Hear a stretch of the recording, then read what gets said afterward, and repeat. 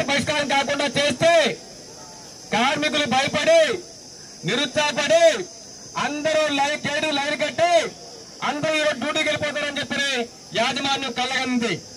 కానీ ఆ కళని కళలు చేస్తూ నిన్న చర్చల్లో సఫలం కాకపోయినా సరే మా పోరాటం ఆపం, మేము లోపలికి వెళ్లే వరకు బయట లోపల తీసుకెళ్లే వరకు ఉపాధి రక్షించుకుని పోతామని చెప్పి మీ అందరూ ఈరోజు ప్రతి ఒక్కరు ఈ కార్యక్రమం భాగస్వామయ్యారు.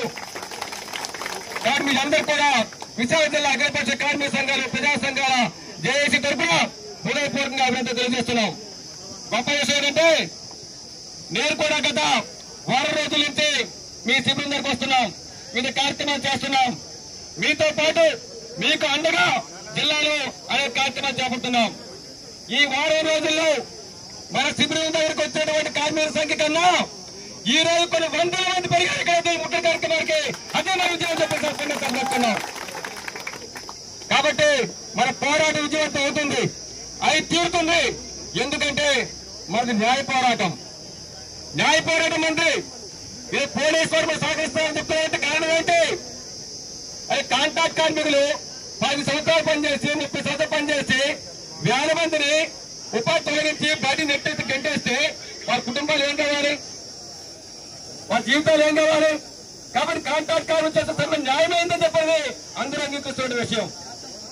ఒక పర్మనెంట్ ఎంప్లాయీకి బీఆర్ఎస్ పెట్టిన ఫైనాన్షియల్ అయినా సరే లక్షల రూపాయలు ఆ కుటుంబానికి ఆదాయం ఉంటుంది. కాంట్రాక్ట్ కార్మికులు చేస్తున్నారు నిర్దాక్షిణ్యంగా కార్మికులు తొలగించి ₹1 కూడా చేతులు కట్టకుండా నష్టపోలేకుండా అదనపు ప్యాకేజీ లేకుండా గేటు పెట్టే కార్యక్రమం చేస్తున్నారు. ఈ దుర్మార్గం కాదా అర్థమే దుర్మార్గం. ఎందుకంటే వైజాగ్ స్టీల్ ప్లాంట్ కాంట్రాక్ట్ కార్మికులు కూడా పర్మనెంట్ ఎంప్లాయ్ చేసే పనులు అందుకన్నా కష్టపడి ఈ రోజు విధులు చేస్తున్నారు.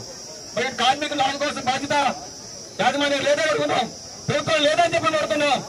మీకు బాధ్యత ఉంది కాబట్టి ఆ బాధ్యత నిర్వర్తించమని చెప్పి మనం డిమాండ్ చేస్తూ ఉన్నాం. బయటకి ఏ ప్రచారం చేస్తున్నారండి? స్టీల్ ప్లాంట్ లో కార్మికులు ఎక్కువ మంది అయిపోయారంట, కాంట్రాక్టర్ ఎక్కువ మంది అయిపోయారంట. అందుకే తొలగిస్తారని చెప్పని బయటకు ప్రచారం చేస్తున్నారు. ఇది వాస్తవమా? నిజమా? ఇది గట్టిగా నిజమా? ఇది నిజంగా కాంట్రాక్ట్ కార్మికులు ఎక్కువైపోయి ఉంటే కొత్తలు తీసుకొస్తున్నారు, కొత్తలు తీసుకునే ప్రయత్నం చేస్తున్నారు. ఓ పక్క చెప్తున్నారు మేము 7 మిలియన్ 3 మిలియన్ ఉత్పత్తి సాధిస్తాం, అభివృద్ధి చేస్తామని చెప్పని. వాస్తవంగా చెప్పాలంటే ఇప్పుడు కార్మికుల కన్నా పూర్తి ఉత్పత్తి సామర్థ్యం రావాలని చెప్పాలంటే ఇంకా 60 కార్మికులు కావాలి.